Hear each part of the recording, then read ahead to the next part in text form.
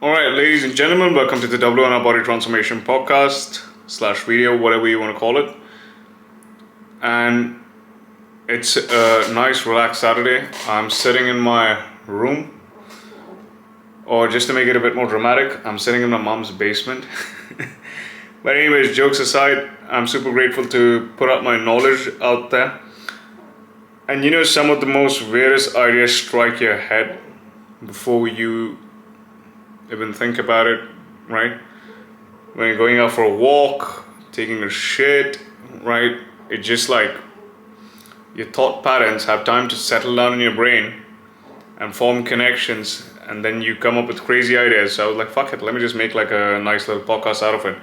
But anyways, before we get cracking, this podcast is solely for educational and entertainment purposes only. Whatever I mention in this podcast is solely for education and entertainment purposes only. Like, don't do any of the stupid stuff that I suggest on this podcast. Whatever you want to do, please do it at your own risk. And before you even do it, consult a physician or professional before you try and experiment things on yourself.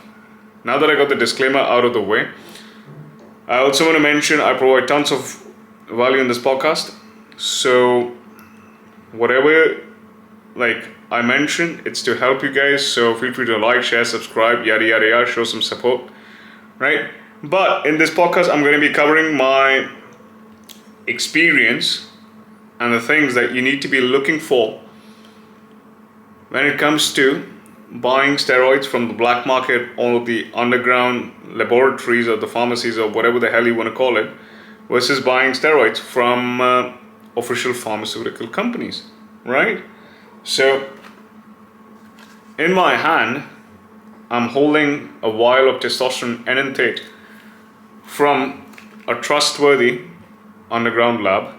Now, you're going to ask me, how the hell do you know it's trustworthy? So, story time. If you're like me, passionate about bodybuilding, building muscle, dropping body fat, naturally, unnaturally, yada yada yada, you're going to go through a phase in your life, right, where you spend a lot of time doing the wrong stuff, right? But you still do it because you love the process so much, and you don't even know about it that you love the process so much, but the goal drives you, right? This was me something like 10 years ago. And then you don't achieve your goals. Then you start reading about things, about training, nutrition, and then you apply it and you begin to see it works. But you struggle to stay consistent because the mindset aspect of things is not addressed, okay? But you still don't address the mindset aspect of things. You struggle for more knowledge and you try searching for hacks, right? Hacks are not going to fix anything. They're just going to help you do things during tough times. But you need to embrace the suck of the process.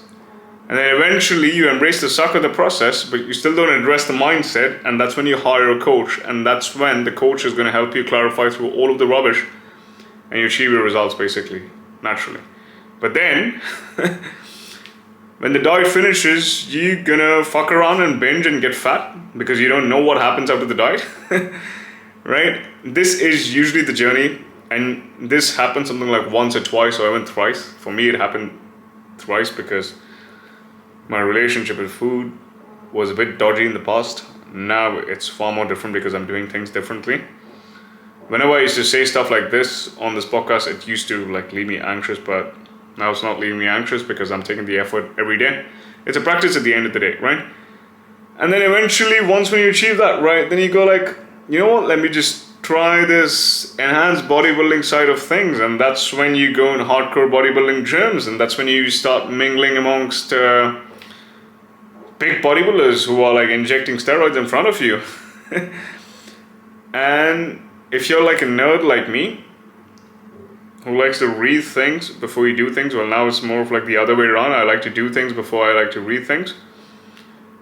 You will research more about steroids. Ooh, what is this? What is that? Right? And you will accumulate more knowledge than the idiotic meatheads out there who are genetic freaks, but they don't need to work that hard. I mean, no matter whatever the hell they do. I mean, they do work hard, but they don't work smart. But not so great genetic freaks, not so great genetically blessed people have to work smart and work much more harder, right? This is me not putting myself on a pedestal, but this allows me to become a better coach. This allows me to do the process day in and day out, which I love. As a result of which, you accumulate an area of knowledge, and it's still growing, it's still growing, it's still growing. And that's how you start off with, like, you develop the trust that you have amongst enhanced bodybuilders, right, in the gym, and you get your hands on the first vial of testosterone. You get really, really excited, and then you go like, ooh, I'm going to inject stuff, right? But you don't know how to obtain pharmaceutical grade steroids, right? Pharmaceutical grade testosterone. Because testosterone is a bioidentical hormone which is produced by pharmaceutical companies to help people with sicknesses like low testosterone, hypogonadism, right? So pharmaceutical companies produce it, but it's a grade H drug, because of which it's only available on prescription, but bodybuilders abuse it. Someone like me is, well, not using it, abusing it right now at the moment, but I'm aware about the risks. So yeah, first of all, here's what you need to look for when buying steroids for the first time. If you can get your hands on pharmaceutical grade testosterone, best possible option. Now, these are the countries, I'm not going to say the pharmacies, etc., that sell it. These are the countries that sell it. I mean, every country sells it, but these are the countries that sell it pretty much over the counter. Thailand, countries in Asia, Vietnam, I don't know. India, fuck yes. Which one? Cambodia, that's what I've heard. South America, Eastern Europe, in Ukraine and Russia. I'm not aware about Russia that much, but in Ukraine, yes. Egypt, yes. And Pakistan, yes. Which are the countries? Yeah, this is what I'm aware about so far, basically, right? They sell it over the counter. I mean, even though prescription is required, but you can like work around it. But there's a steroid dealer in pretty much every gym or country, right, who knows how to get his hands on pharmaceutical grade testosterone, as a result of which he can sell it to you, right? But I wasn't aware about this. I went and asked the big bodybuilders, hey man, which testosterone enanthate is trustworthy? They told me an underground lab, and luckily the first underground lab testosterone vial that I purchased was legit. Now you're gonna ask me, right? How do you know it's legit? First things first. So I am gonna be hiding the brand name, okay, for educational purposes only, but they usually come with like a bit of a barcode, okay?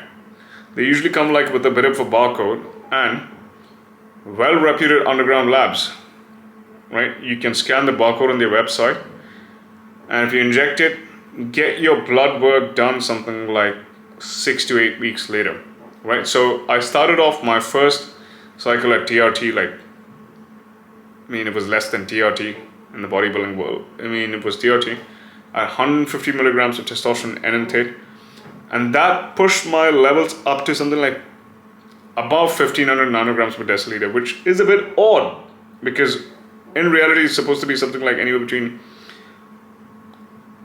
11,000 to 1200 nanograms per deciliter. But then I thought, ooh, I was a hyper responder, etc., blah blah blah, which is not really the case, basically.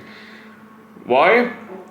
Because point number one, a lot of underground laboratories, either they put in less testosterone in the oil, in the carrier oil, and less raw powder in the carrier oil to make the formulations, or they sometimes put in more. You never know. So that's the biggest drawback. Whereas pharmaceutical grade testosterone, if it mentions 250 milligrams per milliliter, like per 1 ml, like 250 milligrams per 1 ml. It is 250 milligrams per 1 ml because of its practices that are officially supposed to be very accurate. Whereas I was looking at the accuracy results of an underground laboratories while sent to a testing company known as Januschik, which is like the gold standard of testing for the purity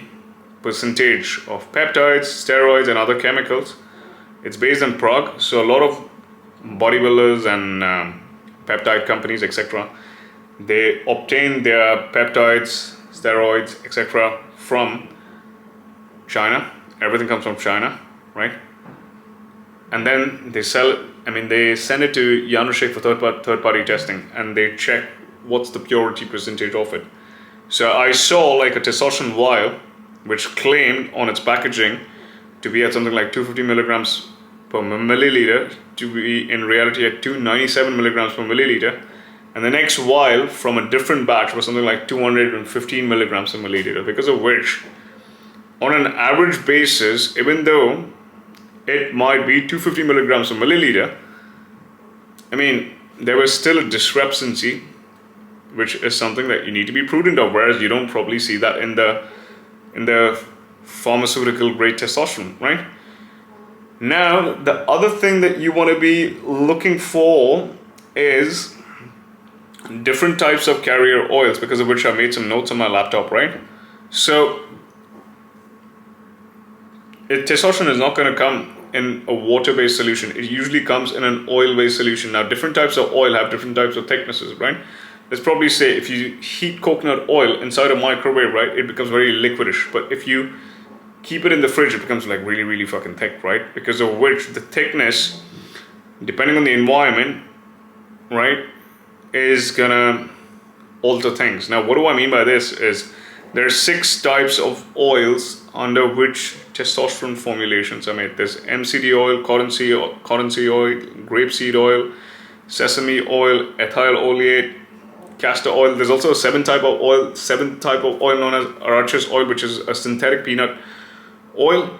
Now, MCT oil, right, which is a medium chain triglyceride oil, right? It's very, very, very like low viscosity. So if you take your raw testosterone powder, I don't do this shit at home, but underground laboratories, when they take their raw testosterone powder and they formulate it with MCT oil, the formulation is going to be far more smoother, because of which if you inject it at that site, you might not experience pain, okay? You don't experience that much pain. I mean, you don't even fucking feel it, right? At such a low dose, basically. And the absorption rate is going to be far more faster, right? Whereas cottonseed oil is slightly thicker than something like MCT oil, and it may slightly slow down the release of the steroid inside the body, basically, right? But it is still used in pharmaceutical formations. Grapeseed oil, it is way more thinner, basically, and it's far more quickly absorbed, right? Sesame oil, slightly thicker, slower release, more stable, but I mean, you gotta like really fucking pull it out of the syringe, basically. Ethyl oleate, basically, right? It's an oil mixed with a little bit of alcohol, right? And other oils. Oleate, which is probably obtained from olive oil. Excuse my knowledge, I might be wrong about this.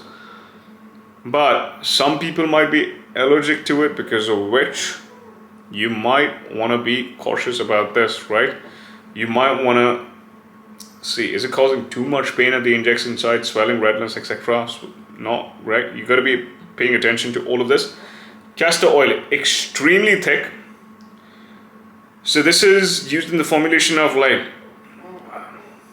slow release esters, like testosterone undecanoate, right? Which one injection is going to be lasting you anywhere between something like 4 to 6 weeks, right? So that's extremely thick. You got to spend a fuckload of time releasing it. This is also used in some pharmaceutical grade formulations of Bayer testosterone. So, and then Arachis oil. This is like old school pharmaceutical grade testosterone practices. So now, if you are allergic to any of these seeds or whatever, like when it comes to your food, right?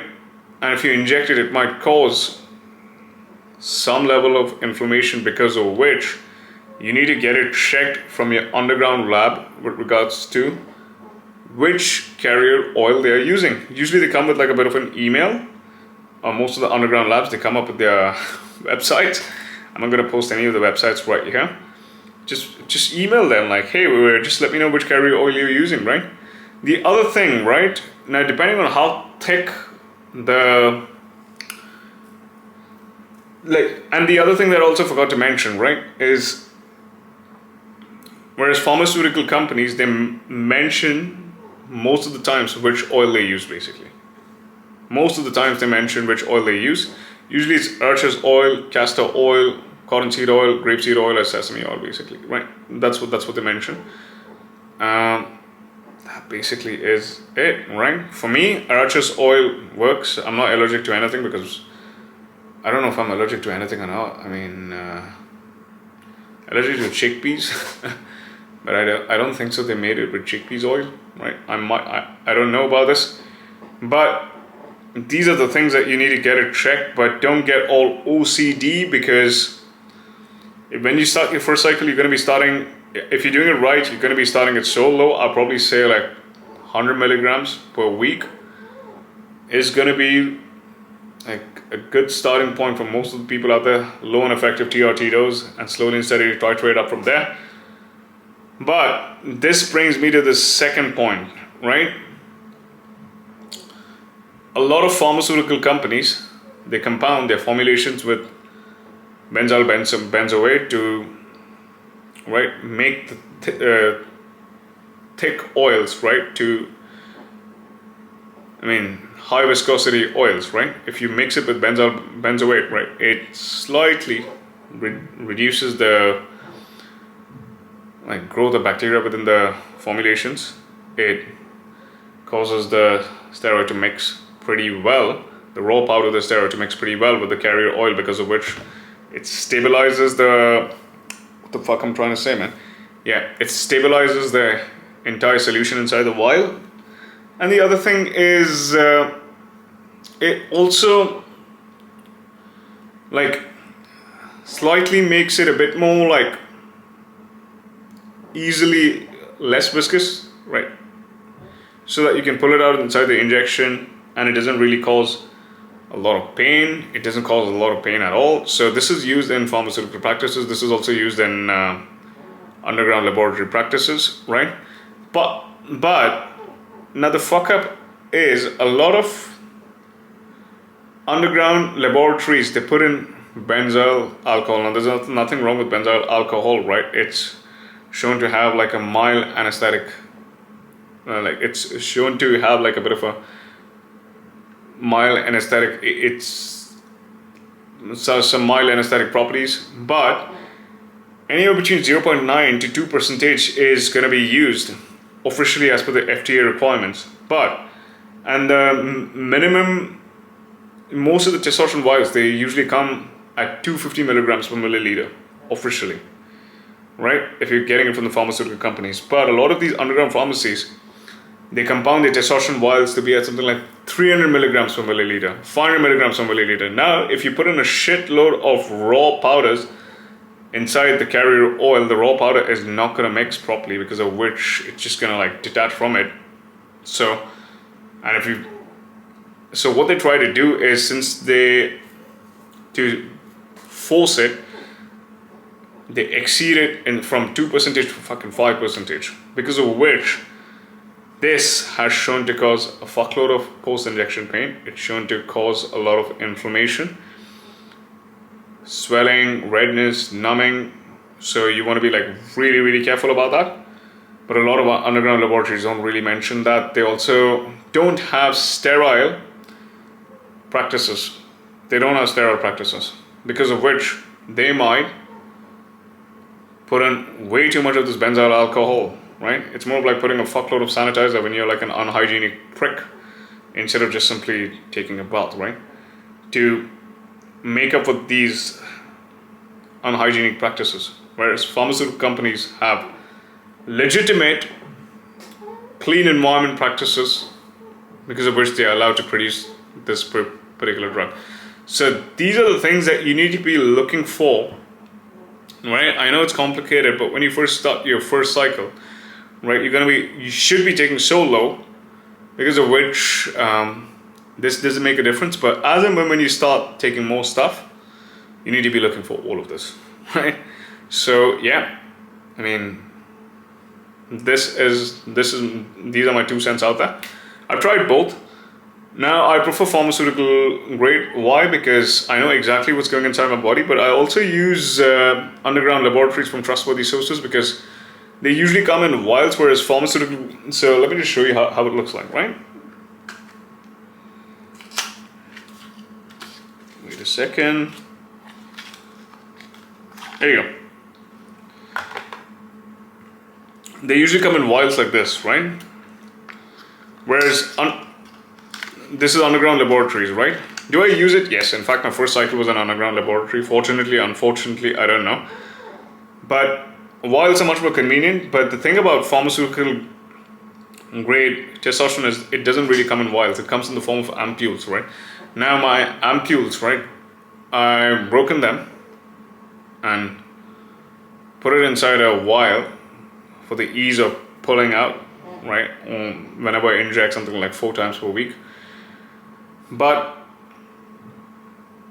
if you carry vials with you when you're like in a hypothetical universe, okay, in an imaginary universe, when I'm traveling and when I'm carrying vials with me, it might be shady, right? But when I'm carrying like just an ampule with the volume of 10 vials inside it, it's much more easy and convenient. So I've preferably kept like vials from the underground laboratories reserved for travel, and while I'm in a stable location, I'm going to be using ampules. So yeah. And the other thing that is something that I've considered is underground laboratory steroids, right, are relatively much more cheaper, but pharmaceutical grade steroids, depending on where you're buying it from, are relatively much more expensive, but the price discrepancy is not that much. It's something like 5 or 10 dirhams, basically 10, 20 dirhams. So yeah, people, if you found this useful, feel free to like, share, subscribe, right? And let me know, comment below with regards to what you want me to cover next, be it around training, nutrition, supplements, peptides, whatever you want me to cover. It's going to be solely transparent. And if you want help with regards to building muscle, dropping body fat, optimizing your health, building good habits, changing your life, all you need to do is fill in the application form below. Also, feel free to have a look at my Instagram. And yeah, I mean, have a nice weekend.